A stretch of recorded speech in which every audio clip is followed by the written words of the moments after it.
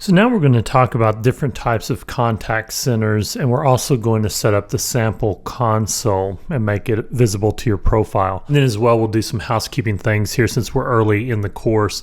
And some of these are just kind of some pet peeves of my own and to show you how to get to some UI customizations. And so for example, when we think about the different types of contact centers, those are typically going to be related to either marketing, sales, or service. And so you're either doing marketing initiatives and trying to increase brand awareness and maybe qualify new leads or generate new leads. And then with sales, you're generating revenue, you're doing outbound or inbound calling and case management potentially. Especially with services where you'd be dealing with case management and then as well field service dispatch. And then finally, another type of service center you might deal with in the Service Cloud is an internal service center, and that's where you would support your own employees in the company you work for inside of Salesforce. If you've ever, taken a job, a lot of times you'll need to contact the help desk, for example, if you have an issue, or contact your service desk to get your laptop repaired or get things installed, for instance. And so what I wanted to show you as we're discussing these different types of support centers or contact centers is in Lightning Experience. If you go to the app launcher, we have a couple of consoles available in Lightning Experience. There's the service console that's available in Lightning Experience, and then as well there's a sales console. And so with the service console for Lightning Experience, I want to click more to show that it lets support agents work with multiple records across customer service channels on one screen. So I want to give you a brief glimpse of the service console, and we'll be getting much more into the service console throughout the duration of this course.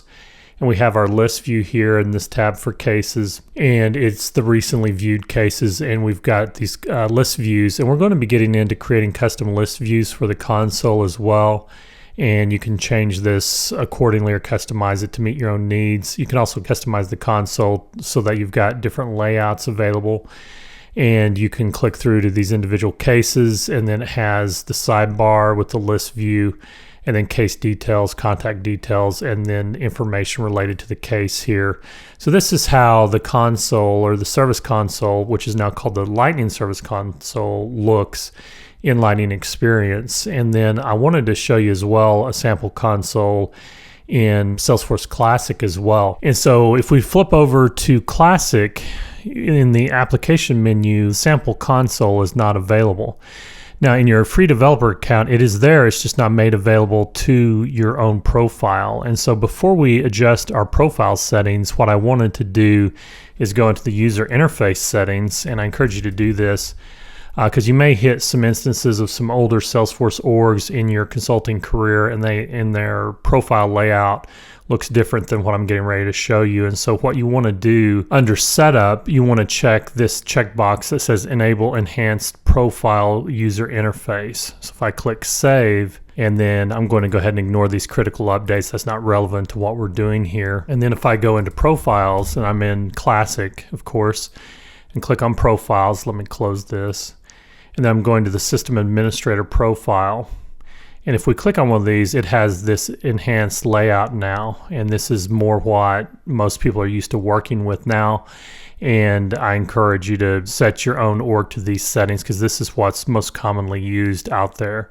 And so if we go to our app settings, and actually I shouldn't say app settings because that's similar to app permissions. We probably should look at app permissions and make sure that we can manage call centers. But let's look at assigned apps. This is the primary reason I was bringing you here, is that I want to make sure that the sample console is visible. And so if I click edit, I'm making the sample console now visible to my profile. And so now if I click the drop down, I now have the sample console available. I can click on that, and this opens up the console for Salesforce Classic. And so I can go to cases, and we'll be dealing with the console view in Classic and in Lightning Experience. But here's what the console looks like inside of Salesforce Classic versus Lightning Experience. So it's two vastly different looking experiences. Now finally I want to go back and look at managing our app permissions, because we need to make sure as well some of these other user settings for our profile are set to be able to manage call centers, for example. So if we go into app permissions, we want to make sure that this manage call centers is checked, and as well manage cases is checked. There's probably others that we need to have checked as well, such as running macros. We want that checked. We're going to be getting into a lot of this later on in the course, but for the most part, you should have almost everything checked here, because if you're under the system administrator profile. Not only have we talked about the different types of contact centers, such as marketing, sales, service, or internal, and you may be dealing with mixtures of all of the above in your own contact center, but also we've looked at some of the profile settings, some of the user interface settings, and we've also briefly looked at the service console, both in Lightning and in Classic. Now that we've finished this up, we're next going to go into the KCS core tenets. And KCS means knowledge-centered support.